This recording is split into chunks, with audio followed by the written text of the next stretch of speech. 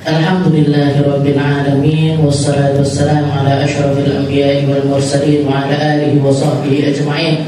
Subhanaka la ilma lana illa ma 'allamtana innaka antal alimul hakim. Rabbi shrah li sadri wa yassir li amri wa hlul 'uqdatam min lisani yafqahu qawli. Amma ba'd. Alhamdulillah ala nikmatil Islam, alhamdulillah ala nikmatil iman wa kafa biha min ni'mah. Alhamdulillah, segala puji bagi Allah Subhanahu wa ta'ala yang memberi kita nikmat Islam iman, yang memberi kita berbagai macam kenikmatan yang lainnya yang ketika kita ingin menghitungnya tidak akan pernah mampu. Ketika kita ingin menalarnya, nalar kita tidak akan pernah sampai. Ketika kita menjadikan itu sebagai sesuatu yang kita lepaskan, maka itu tidak akan pernah bisa terlepas. Allah Ta'ala memberikan kita nikmat-nikmat yang besar sampai nikmat-nikmat terkecil sekalipun diperhatikan semuanya oleh Allah Subhanahu wa Ta'ala, dirawat oleh Allah Ta'ala, dijadikan hidup kita ini penuh dengan kebaikan-kebaikan.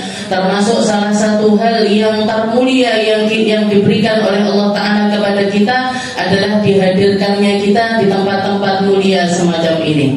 Tempat yang di dalamnya ada pembahasan Al-Quran, di dalamnya ada pembahasan tentang Nabi Muhammad SAW.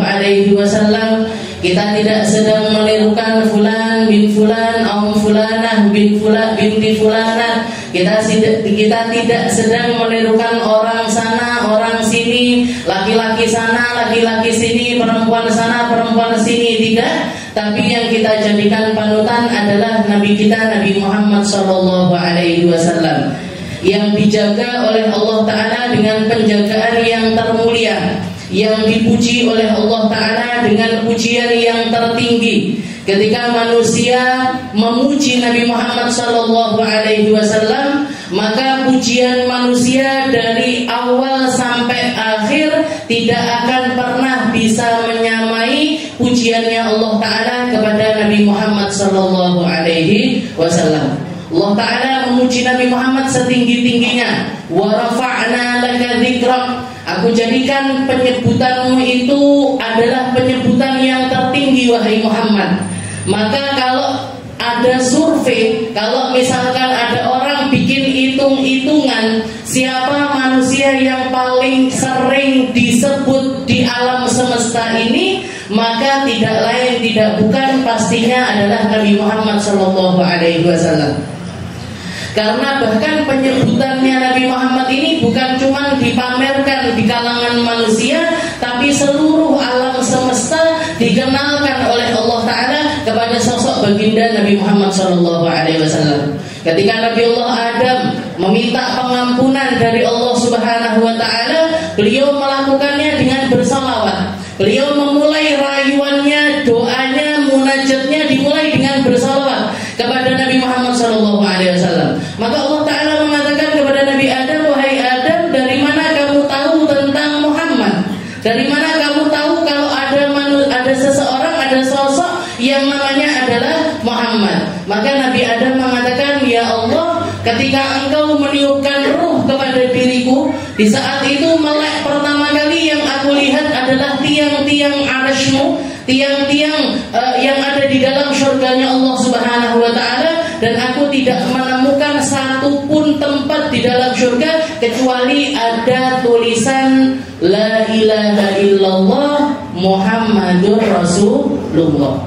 Jadi di tiang-tiangnya syurga, di atas pintu-pintunya syurga, bahkan setiap helai dari daun-daun yang ada di dalam syurga, tulisannya La ilaha illallah Muhammadur Rasulullah. La ilaha illallah Muhammadur Rasulullah. Sejak itu aku tahu persis bahwasanya makhlukmu yang paling mulia, yang kamu tinggikan namanya bukan cuma di tempat lainnya, tapi di tempat yang tertinggi sekalipun, tidak lain dia pastinya adalah manusia yang paling engkau cintai. Jadi Nabi Allah Adam diturunkan oleh Allah Ta'ala dari dalam surga, diampuni dosa-dosanya oleh Allah Ta'ala berkat syafaat dari Nabi Muhammad SAW. Maka seberuntung-beruntungnya tempat adalah tempat yang di situ hadir Nabi Muhammad. seindah-indahnya tempat adalah tempat yang di situ disebutkan tentang Rasulullah Shallallahu Alaihi Wasallam. Rumah yang Nabi Muhammad dikenalkan di situ, masjid tempat kita nyari tahu tentang Nabi Muhammad, majelis ilmu yang di situ yang kita cari adalah kedekatan kepada Nabi, bukan kepada sesuatu yang lainnya. Tidak ada keinginan di dalam perkara yang lainnya kecuali untuk mendekatkan diri kita kepada Rasulullah Shallallahu Alaihi Wasallam. Itu adalah keadaan yang tertinggi. Kita lanjutkan pembahasan kita di dalam kitab Khuluquna.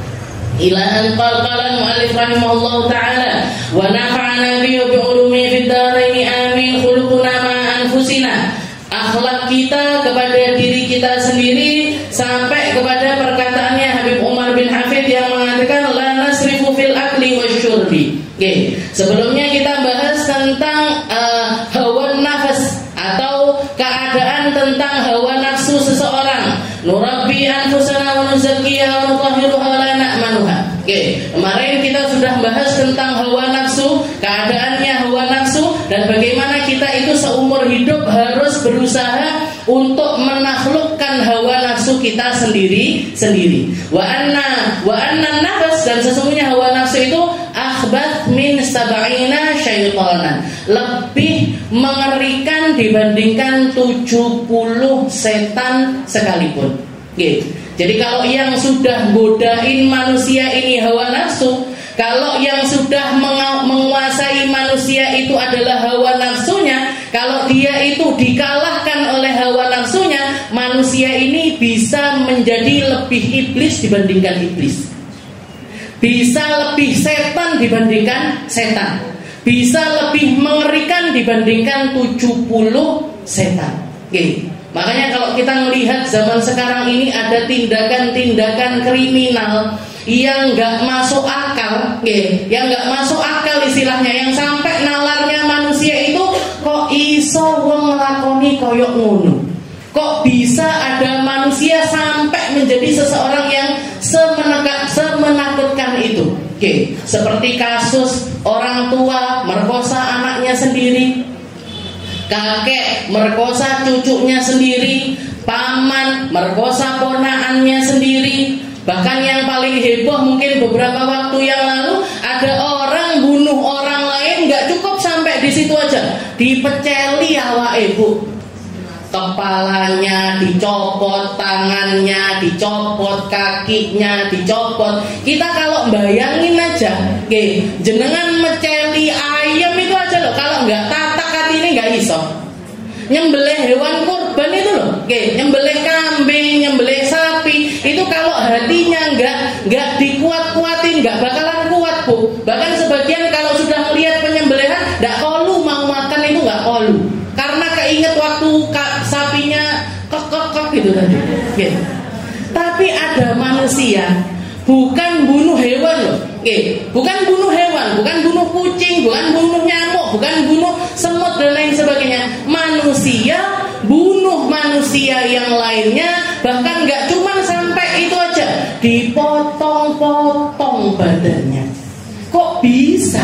Kita mau bayangin rasanya dia ketika mutilasi itu, yang dipikirannya apa? Yang terjadi di dalam hatinya itu bagaimana? Apa enggak dihantui rasa bersalah? Apa enggak dihantui dengan perasaan-perasaan yang macam-macam? Karena normalnya manusia itu punya perasaan, normalnya manusia itu punya yang namanya nurani, yang namanya manusia itu punya rasa kasih sayang satu sama lainnya. Lagi kok bisa sampai kayak gitu, ini yang ngerasuki dia apa Bu? Bukan setan lagi yang ngerasukin, yang nundukkan dia bukan lagi setan. Kalau setan dia cuma nyuruh bunuh aja orang itu, seperti yang terjadi kepada Qabil dan juga Habil. Qabil yang baik yang mana? Habil. Yang Habil dibunuh sama Qabil itu dari perintahnya setan, bunuh saudaramu, karena ayahmu melakukan tindakan yang nggak fair, nggak adil. Kenapa kamu kok kok dinikahkan bukan dengan saudara kembarmu, tapi dinikahkan dengan saudara yang kamu tidak lahir bersama dengan mereka. Padahal kembaranmu ini lebih cantik daripada yang dijodohkan kepada dirimu. Dibunuh selesai. Dibunuh selesai. Kalau misalkan itu godaannya setan, cuman sampai situ, Bu. Cuman sampai di situ saja.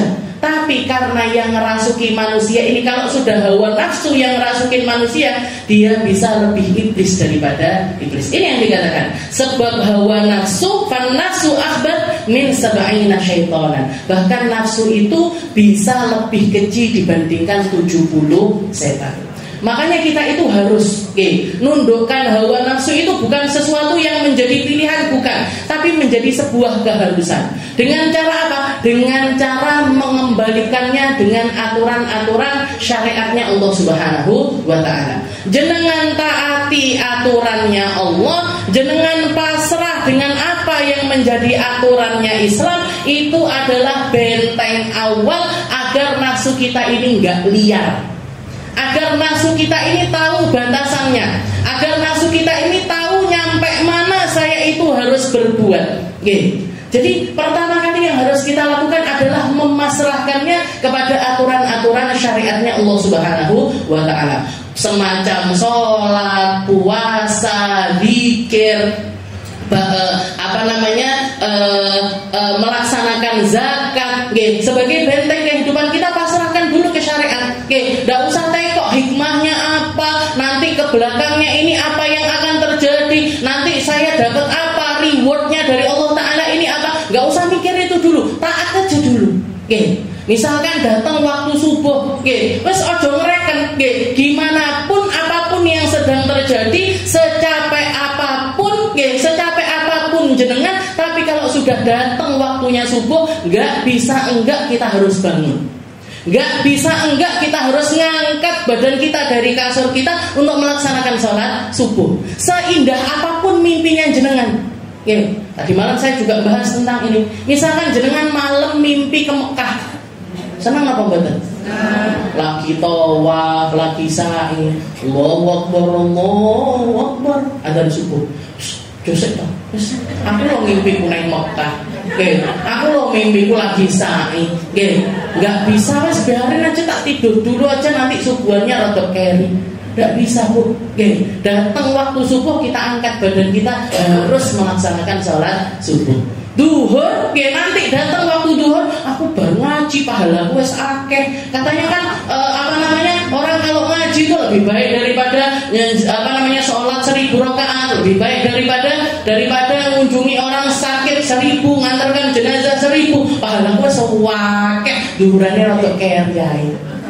Gak bisa, duhur datang, kita paksakan diri kita untuk segera sholat duhur. Jadi sholat itu bentengnya manusia, biar apa? Biar dia itu tidak dikuasai hawa nafsu.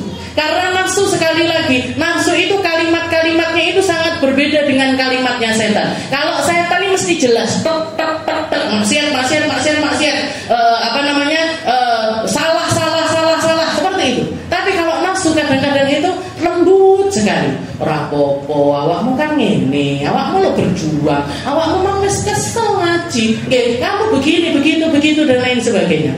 Jadi seringkali bahkan dia itu datang kepada kita dalam bentuk para penasihat, dalam bentuk para ustadzah, dalam bentuk seseorang yang seakan-akan itu memotivasi kita untuk melakukan sebuah kebaikan, tapi tujuannya dia adalah sebaliknya dari itu semuanya.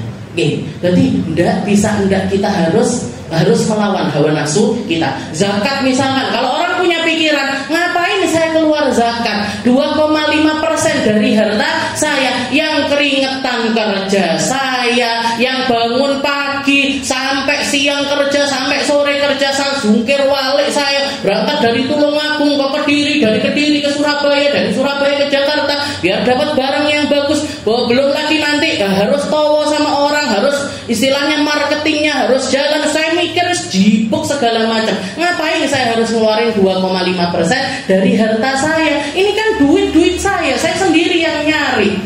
Saya sendiri yang nyari. Legalitasnya jelas. Kalau ini ada di dalam kepemilikan diri saya, kenapa saya harus ngeluarin 2,5%? Taat aja dulu, Bu. Taat aja dulu. Jenengan akan dibentengi dari segala sesuatu yang akan merusak, yang akan merasuki hawa nafsu kita. Semuanya kembalikan kepada syariat, kembalikan ke syariat, kembalikan ke syariat. Dan yang namanya penyembuhan dari hawa nafsu ini ada tahapan-tahapannya. Minggu lalu saya juga sudah menjelaskan. Ada yang namanya pertama, awal sekali namanya maqamul mukabadah. Nanti selanjutnya maqamul istislam. Nanti selanjutnya lagi maqamul muwafaqah. Jadi awal itu nundukkan hawa nafsu itu enggak kecuali berat. Mesti abot. Pasti abot. Sama halnya kalau Shahibul Burdah itu selalu beliau itu mengibaratkan nundukkan hawa nafsu kayak kita nundukkan hewan liar. Kayak orang yang lagi nundukin semacam kuda misalkan seperti itu. Gak bisa jenengan ketemu kuda pertama kali langsung naik ke atasnya diuncalne jenengan mesti. Mesti dijatuhkan dari atas punggungnya atau ditendang kita atau diseruduk kita. Kenapa? Karena dia belum tahu tentang kita. Dan itu prosesnya berat sekali. Itu prosesnya berat sekali. Jadi di awal itu harus gak bisa kecuali kita paksa dulu. Sholat dipaksa dhisik, poso dipaksa dhisik. Nanti zakat dipaksa dulu. Kalau punya harta cepet-cepet berangkat haji dipaksa dulu. Paksa diri jenengan untuk mengeluarkannya walaupun nominalnya besar sekali. Duit 100 juta mendingan tak pakai untuk DP rumah, mendingan tak pakai untuk beli kendaraan, mendingan tak pakai, ini harta pertama saya, ini harusnya tak nikmati untuk diri saya sendiri. Jangan, lepaskan itu semuanya, aku daftar haji dhisik. Dipaksa dulu. Jadi namanya adalah maqamul mukabadah. Di awal itu selalu capek, selalu sulit. Tapi nanti kalau sudah terbiasa, ini hewan sudah kenal sama kita tahu persis tentang hawa nafsu kita, dia akan naik derajat menjadi maqamul istislam. Apa itu? Pasrah. Pasrah bukan karena senang, pasrah karena capek. Pasrahnya itu awalnya karena capek, belum menikmati belum menikmati hasil dari perjuangannya. Tapi dia di makom ini sudah istislam. Jadi si kuda ini, Bu, ketika jenengan pada akhirnya dia mau untuk dinaiki, mau untuk dipacu, mau dipakai untuk kendaraannya kita, dia itu bukan seneng sama kita awalnya, tapi karena capek. Wong iki tekone mesti bakalin apa?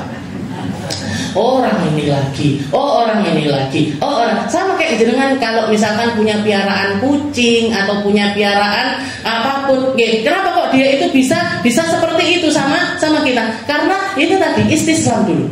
Dan ini bukan makom yang buruk, itu adalah makom yang baik. Yang dikatakan para ulama mengatakan ini aktsar ashabul yamin fi hadzal maqam.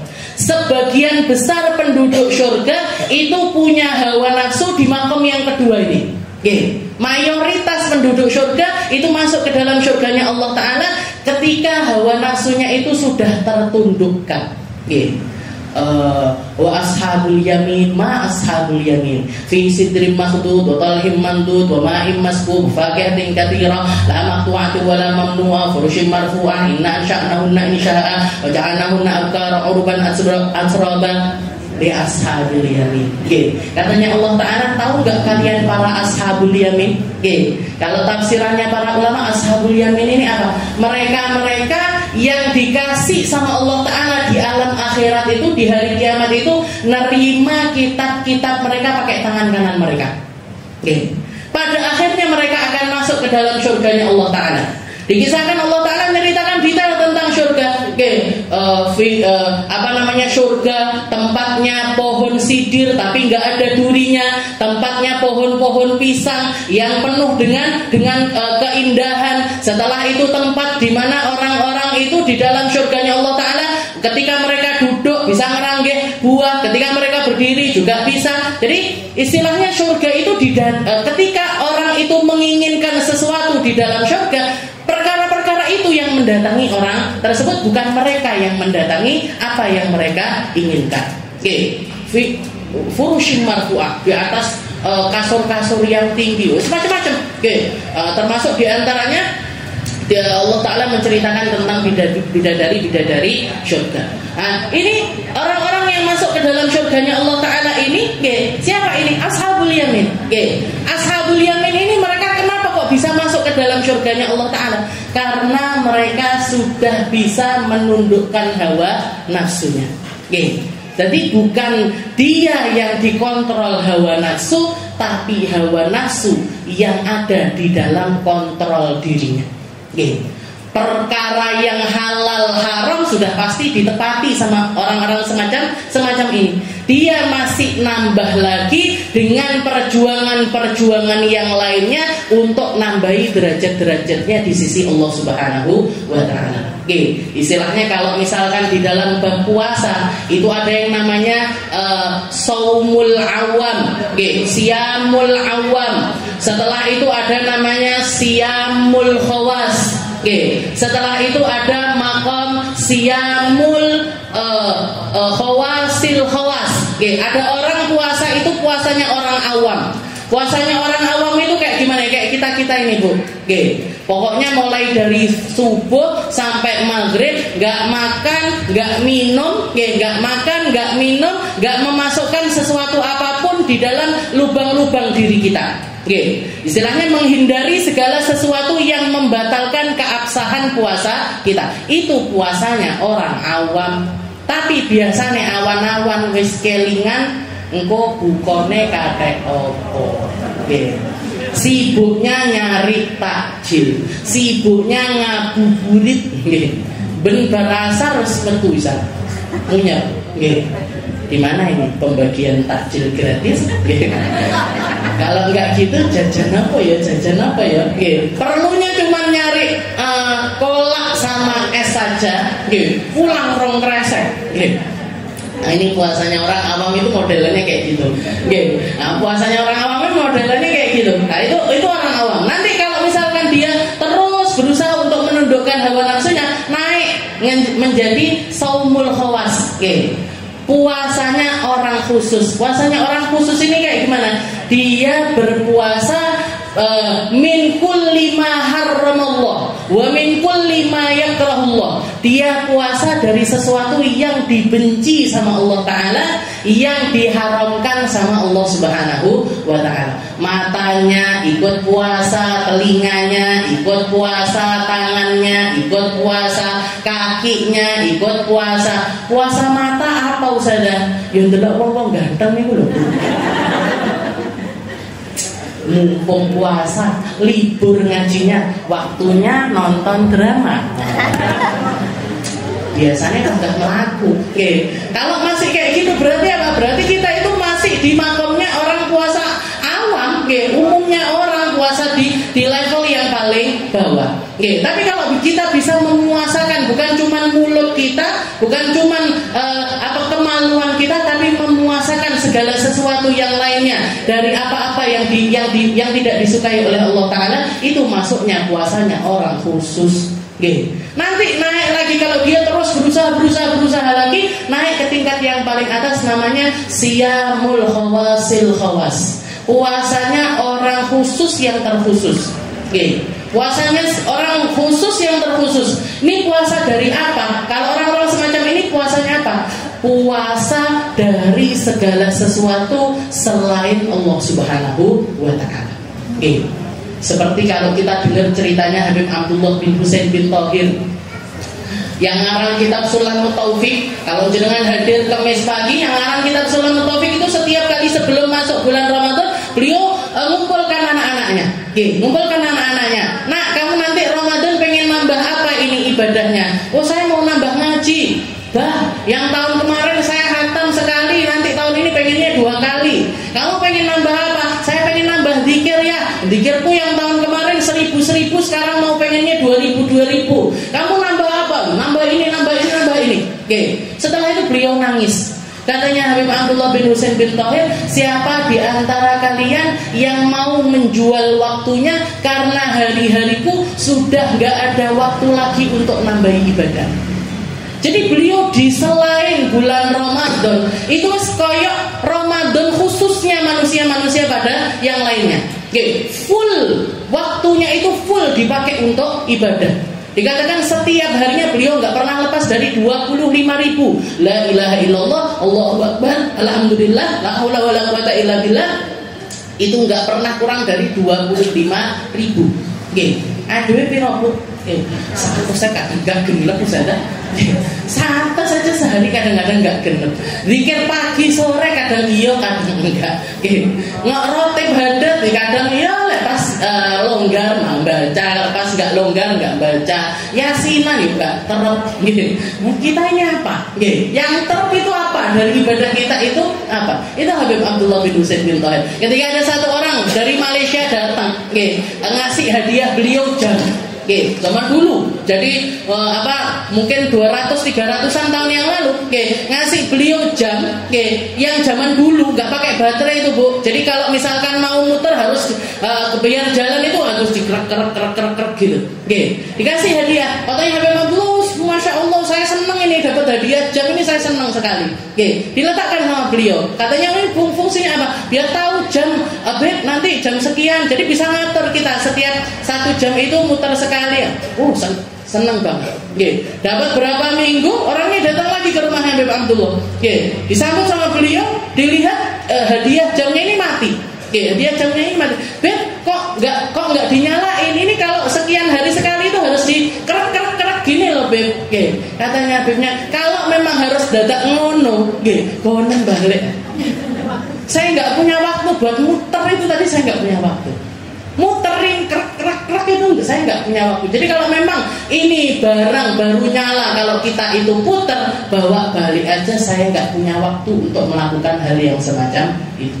Perjuangannya ketika masih muda dikatakan beliau bahkan kalau makan, beliau punya kakak laki-laki, kalau makan itu gantian. Jadi misalkan beliaunya lagi makan, kakaknya baca kitab. Nanti sudah selesai makannya, beliau yang ganti baca kitab, kakaknya yang makan. Ke kamar mandi juga gitu, gantian. Mandi kakaknya dulu mandi, beliaunya di luar baca kitab. Nanti kakaknya keluar, beliau mandi, kakaknya yang baca kitab. Saking emane dengan waktunya, biar nggak ada satu tempat pun di waktunya kecuali ingat kepada Allah Subhanahu wa Ta'ala. Ini puasanya khawasil khawas, wong khusus yang terkhusus. Jadi dan itu semuanya butuh perjuangan. Makanya yang pertama tadi, makomnya orang untuk menyembuhkan hawa nafsunya di awal mukabadah, paksa dulu. Jangan ngaji beringgingan Ustazah, boyok kuloran, paksa dulu. Gerges titik, paksa dulu. Paksa dulu biar bisa istiqomah ngaji. Biar bisa istiqomah ngaji. Saya capek sholat berjamaah, jangan dituruti. Paksakan dulu. Paksakan dulu. Semua kalau mau nunduin hawa nafsu itu harus dipaksa dulu. Nanti kalau sudah dipaksakan, baru dia masuk ke makom al-istislam. Jadi sudah nyaman atau sudah nerimo. Nerimonya ini bukan karena menikmati, tapi karena capek. Aku butuh. Jadi orang seperti ini harus. Jadi orang baik itu harus. Kenapa? Karena saya pengen masuk di dalam golongan para penghuni surganya Allah Subhanahu wa Ta'ala. Nah nanti kalau terus lagi dilawan terus, maka akan masuk ke makom yang namanya makomul muwafaqah. Sesuai hawa nafsunya berjalan beriringan dengan keinginannya Allah Subhanahu wa Ta'ala. Di sini Nabi Muhammad SAW mengatakan, la yu'minu ahadukum hatta yakuna hawahu taba'an lima jitu bih. Tidak sempurna iman salah seorang di antara kalian sampai hawa nafsunya ini berjalan beriringan dengan apa yang datang kepada diriku. Allah Ta'ala pengennya manusia ini menjadi manusia yang semacam apa? Hawa nafsunya menginginkan hal yang sama.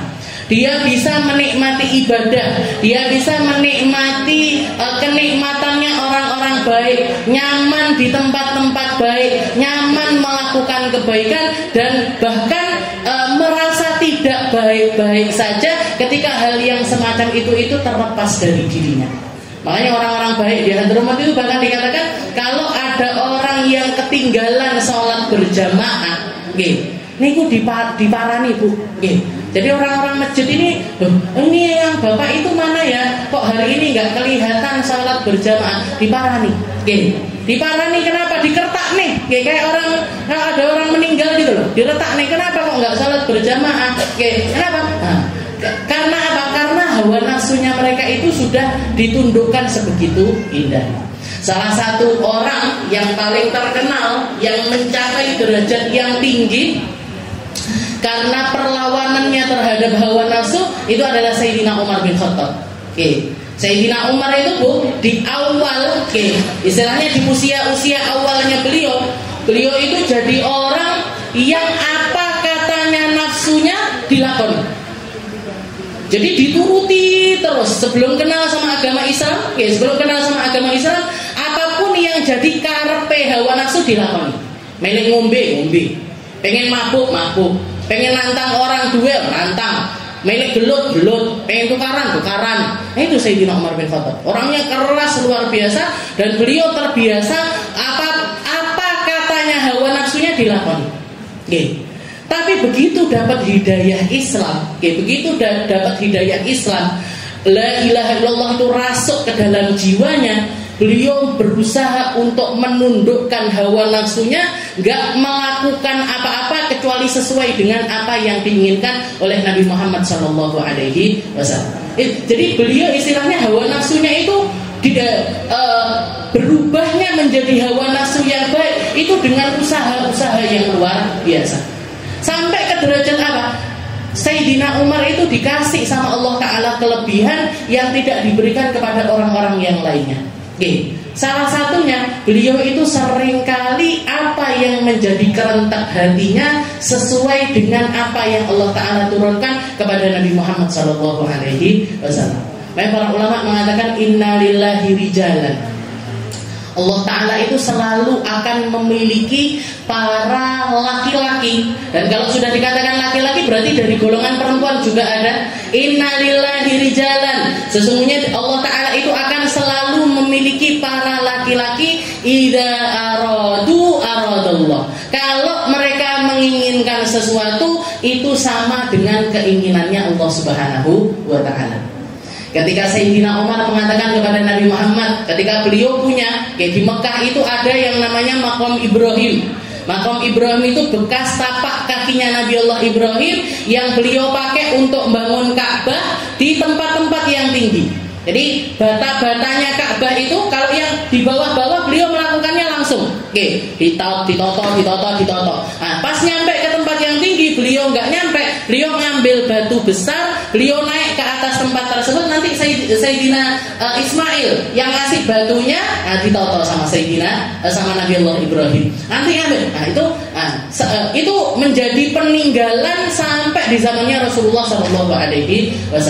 Katanya Sayyidina Umar, ya Rasul, lawit takhatta maqama Ibrahim musalla. Kenapa kita tidak menjadikan bekas telapak kakinya Nabi Ibrahim ini sebagai tempat sholatnya kita? Jadi istilahnya jangan cuma sholat di Multazam aja ya Rasul, tapi sholat juga di tempat ini. Gak lama setelah itu turun ayat Al-Quran yang mengatakan wattakhidu mim maqami Ibrahim musalla. Wahai Muhammad, jadikanlah makam Ibrahim ini sebagai tempat sholat kamu. Makanya sunnahnya orang tawaf itu, setelah tawaf itu ada sunnah melakukan 2 rakaat setelah tawaf. Yang paling baik dilakukan, tempat yang terbaik untuk melakukannya itu di Multazam atau tempat yang sejajar dengan Multazam. Multazam itu antara pintu Ka'bah sama Hajar Aswad. Nah, itu namanya adalah Multazam. Nah, kalau di tempat itu rame, jenengan nggak bisa sholat di bagian itu, karena itu mesti berdesak-desakan. Maka opsi keduanya ada di Hijr Ismail. Hijr Ismail itu yang melungker.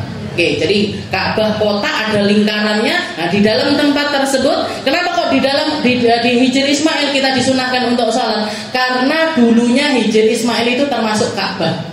Jadi kalau orang sholat di Hijr Ismail kayak orang sholat di dalam Ka'bah. Nah, setelah tempat itu, tempat yang ketiga, kalau sekarang seringkali ditutup Hijr Ismail, maka opsi ketiganya ada di tempat yang lurus sama makom Ibrahim. Nah, jadi 3 tempat itu yang paling sunnah untuk kita melaksanakan sholat setelah tawaf. Sholat sunnah tawaf. Sa'i dulu apa sholat sunnah tawaf dulu? Sholat sunnah tawaf dulu.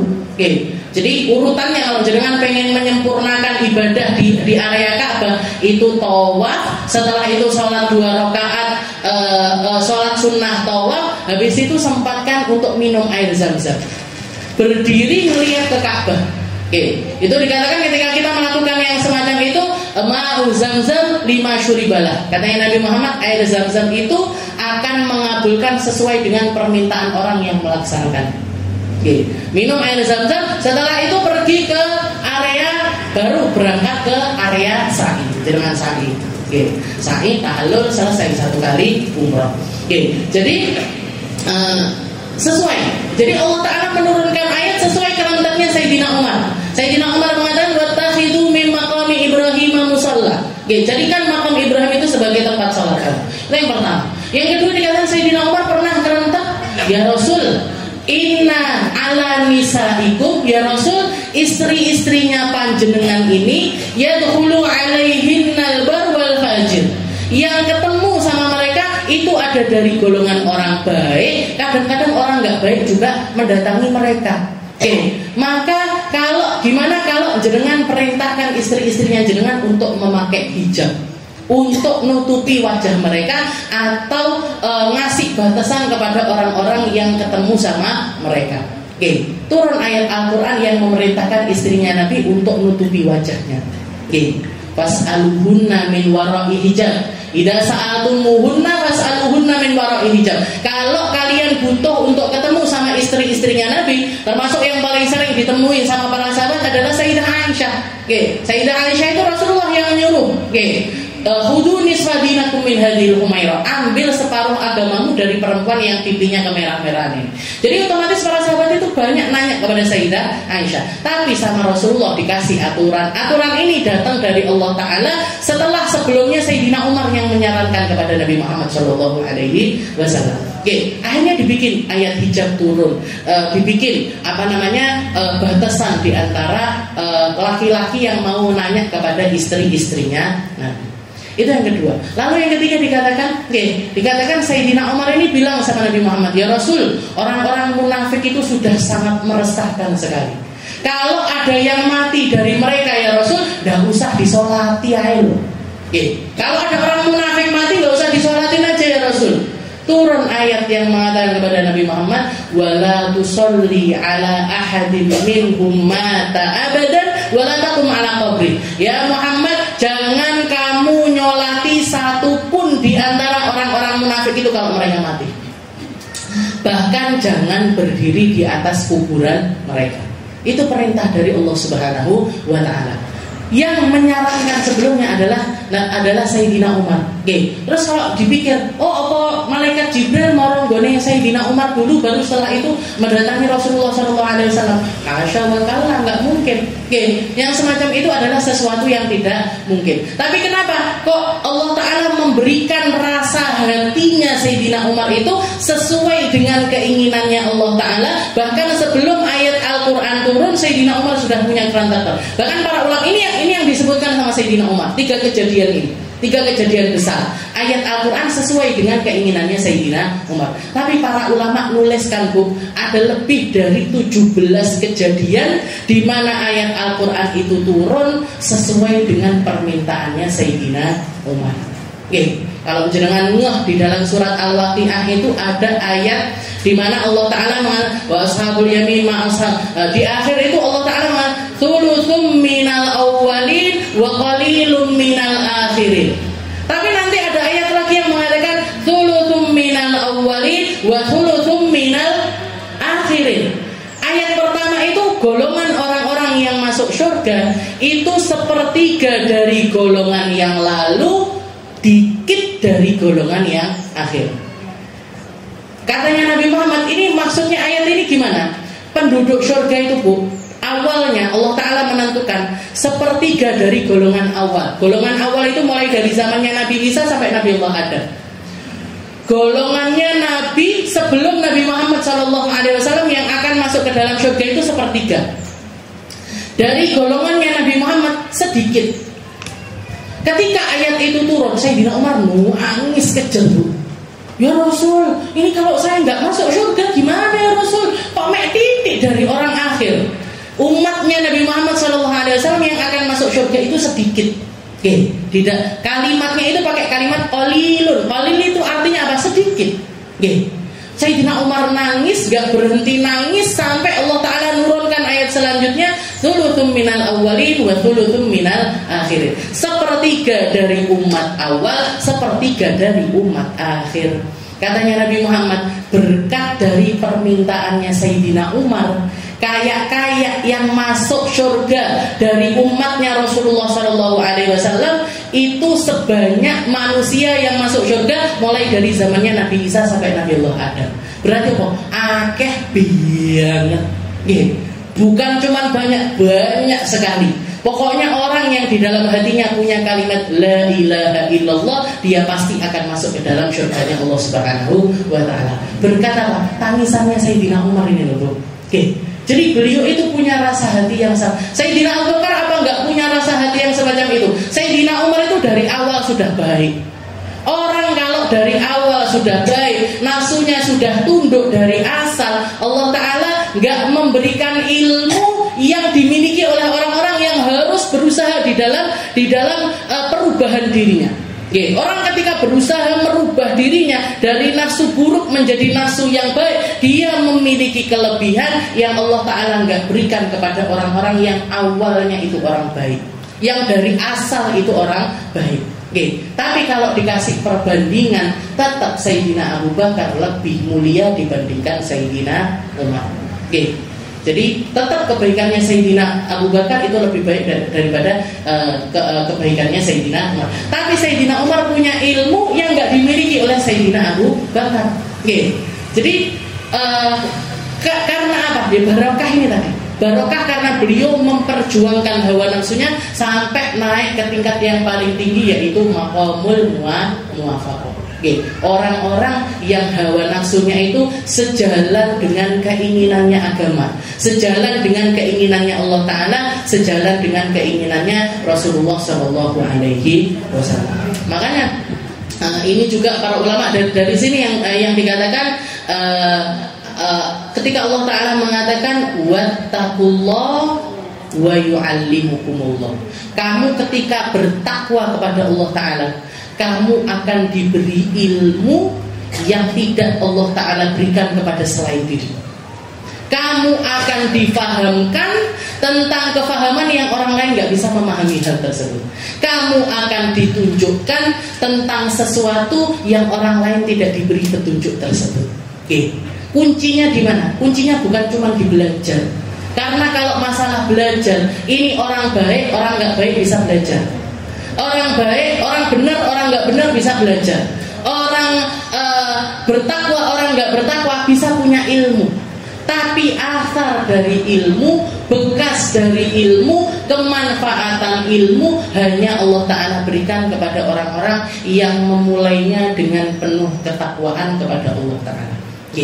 Dan sesuai dengan ketakwaan orang tersebut, di situ hadiah-hadiah yang lain akan Allah Ta'ala berikan kepada hamba tersebut. Jadi orang di dalam hawa nafsunya ini harus berusaha. Entah di mana nanti Allah Ta'ala meletakkan kita, entah nyampe mana kita, di dalam usaha kita itu kita akan meraihnya. Tapi yang pasti enggak bisa enggak kecuali kita itu harus menundukkan hawa nafsu kita. Kenapa? Sekali lagi, hawa nafsu itu sangat-sangat mengerikan sekali. Dadi ojo gampang dituruti. Dan ketika orang kenal dengan dirinya sendiri, aku ini orangnya begini, dia tahu di tempat mana dia harus memperbaiki. Saya itu nggak bisa, misalkan, saya itu istilahnya sering kali dikalahkan dengan fashion. Nah, berarti di situ ujian. Di situ dia harus, poin itu dia harus berusaha. Saya itu nggak bisa nolak kalau dikasih makanan. Nah, berarti di situ tempat perjuangannya dia. Saya itu mesti kalah sama ngantuk, Ustaz. Nah, berarti tempat perjuangannya dia di situ. Saya itu nggak bisa pegang uang, Ustaz. Berarti tempat perjuangannya dia di situ. Oke. Saya nggak bisa, nggak tulan, nggak iso, Ustaz. Ini nggak sementara. Nah, berarti apa? Perjuangannya dia di situ. Orang itu diuji dengan apa yang tersulit bagi dirinya. Tapi nggak iso, istilahnya ini harus anak tangga pelan-pelan. Harus anak tangga yang dilalui pelan-pelan. Itu tadi. Nah, kalau orang muwafaqah ini nafsunya seperti apa? Kalau tadi kan saya ibaratkan kayak nundukkan hewan, kayak kuda. Kalau orang yang mukabadah itu kayak masih ngelus-ngelus kudanya.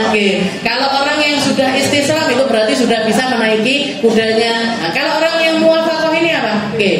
Cukup pakai isyarat dia paham harus melakukan apa.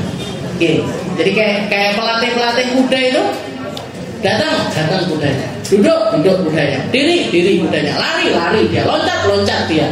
Nah, ini kenapa kok kudanya itu bisa tunduk seperti itu kepada dirinya? Karena sudah beriringan antara keinginan si kuda dengan keinginan pelatih tersebut. Nah, diri kita juga gitu. Orang kalau sudah nundukkan hawa nafsunya, Bu, ngerti harus berbuat apa, tempatnya itu di mana, dan melakukan apa itu dia ngerti. Oh, sekarang perjuangan saya di sini. Perjuangan saya di dalam harta saya. Perjuangan saya tentang akhlak saya sama suami. Perjuangan saya tentang membenahi pendidikan anak-anak saya. Perjuangan saya di situ, jangan di poin-poin itu yang harus kita usahakan. Saya kalau ngaji rajin, Ustaz, di depan mesti saya merhatikan ini. Berarti apa? Yang perlu kita benahi di situ apa? Naikkan derajatnya.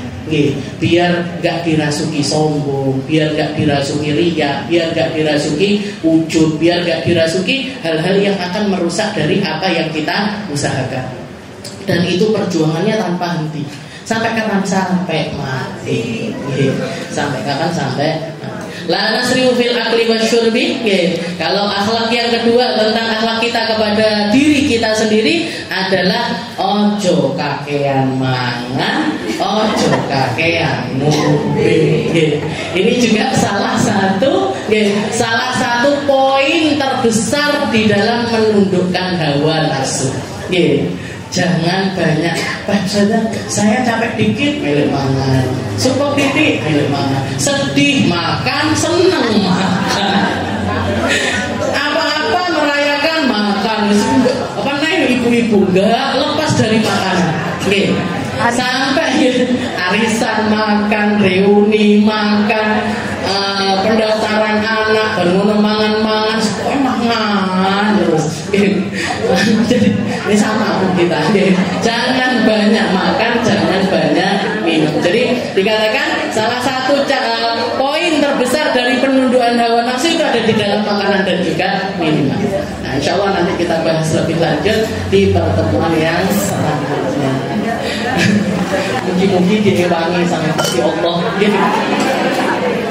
Mungkin digampangkan untuk bisa memproses hawa nafsu kita biar gak diem di tempat, biar gak jalan di tempat, biar gak gitu-gitu aja, tapi pengen jadi orang yang lebih mulia, pengen jadi orang yang naik derajatnya, pengen jadi orang-orang yang mendekat kepada Allah Subhanahu wa Ta'ala, pengen nyenengin Nabi Muhammad Sallallahu Alaihi Wasallam dengan apapun yang kita miliki, dengan amanah apapun yang ada di dalam genggaman kita. Mungkin sama Allah Ta'ala digampangkan di dalam perjuangan kehidupan ini agar maknanya itu benar-benar bernilai di sisi Allah Ta'ala. Ala hadhihi niyah wa ala kulli niyatin salihah wa ila hadratin Nabi Muhammad sallallahu alaihi wasallam bisirril Fatihah.